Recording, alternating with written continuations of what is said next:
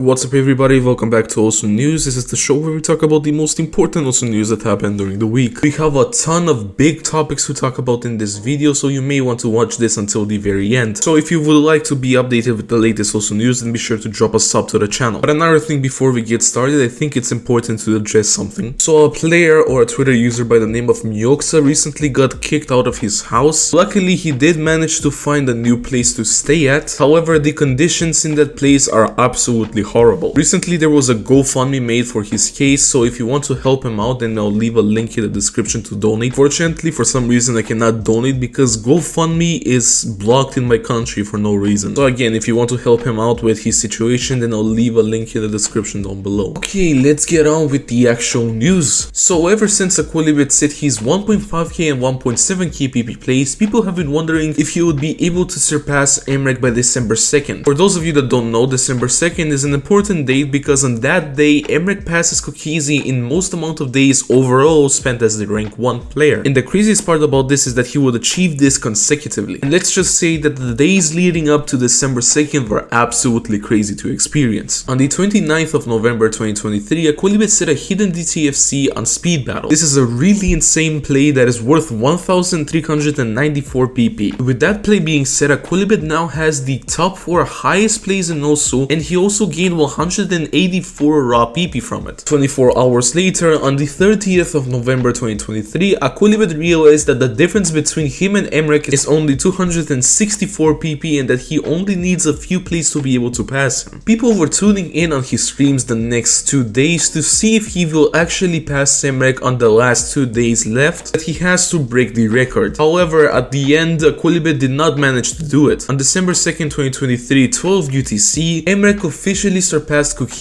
in most amount of days spent as the rank 1 player in OSU, breaking what many would consider one of the main goals that Mrekk had left. Following the announcement of this achievement, Mrekk tweeted this on Twitter: "Well, that's it. I've done it. Unfortunately, I don't think I have the energy to defend my number 1 spot or to keep playing every day. I've recently felt extremely burnt out playing OSU and OWC map polls every day for the past few weeks. The way I defend my number 1 spot would be determined by fate. Good luck, Aquilibet, you can do it." People were surprised by this decision by Mrekk and were congratulating him on his amazing achievement. In response, Aquilibet said that he would try his best to surpass him even though he feels a bit burnt out from OSU as well. And that is essentially where the story ends. What are your thoughts on this whole situation, and do you think that Mrekk is now officially the GOAT of OSU after surpassing COOKIEZI'S in most amount of days spent as the number 1 player? Let me know your thoughts down in the comments. I do usually read your opinions. Okay, another major topic we should talk about is probably OWC, the ending of OWC, and what happened after the grand finals of OWC. If you somehow still haven't watched the grand finals of OWC, then I do suggest you check out the video link in the description. But essentially, in the grand finals, the USA versus South Korea were playing, and it was a brilliant match. I think even people were saying that the scriptwriters did an amazing job this year. On the first match, South Korea lost versus the USA 5-7, which forced a bracket reset. But then what happened on the bracket reset is just unimaginable. South Korea were literally 1 point away from winning the entire match, but somehow the United States managed to pull off a tiebreaker for the final map. And I'm going to give you like 5 seconds to guess who probably won OWC. Oh, you know what? Never mind. I'm just gonna say it. It's the United States for the 6th time in a row. And the responses to that are pretty mixed. Some people were just amazed at the grand finals match and they were not disappointed at all that the United States won because of how good that match simply was. And then there's the other side where people say that they're getting tired of the United States winning every year and that this OWC got uninteresting just because USA won again. These two sides arguing between each other got so popular that someone decided to make a comic out of this as well. Credits to this person right here for making the entire comic that I'm showing you on screen right now. But the interesting part is the conclusion of the grand finals and what happened to the players afterwards. Well, a lot of players actually announced that they're quitting.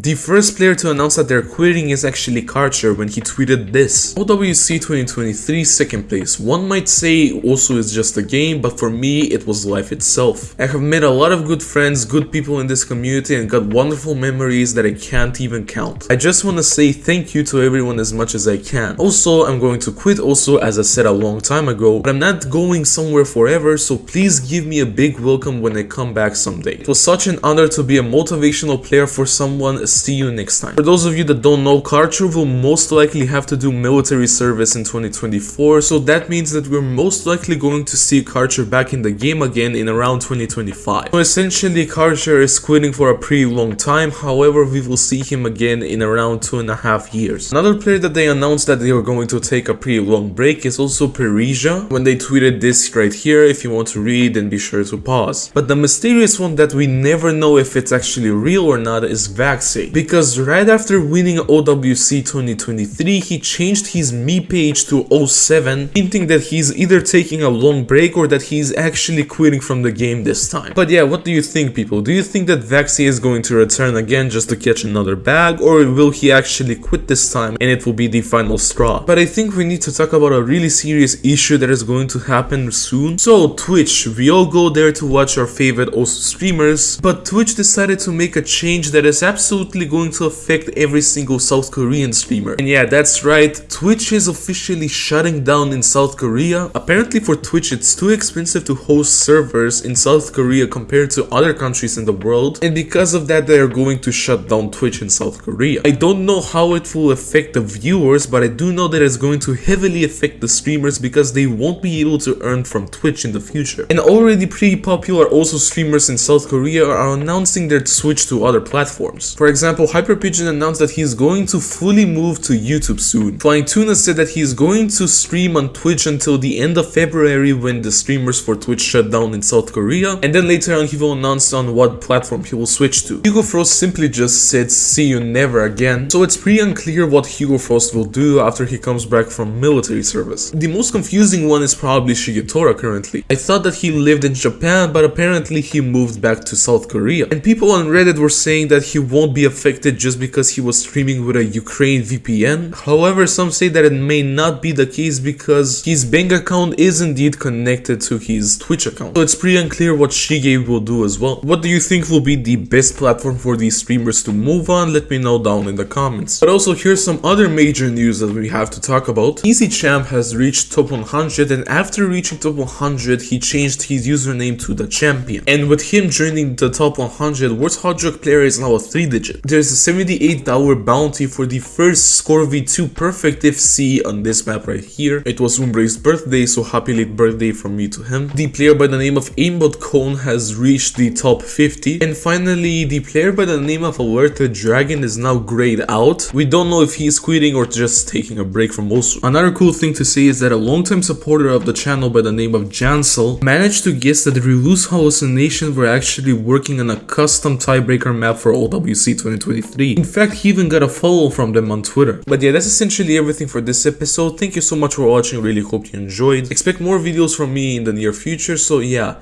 I'll see you in the next one. Bye bye.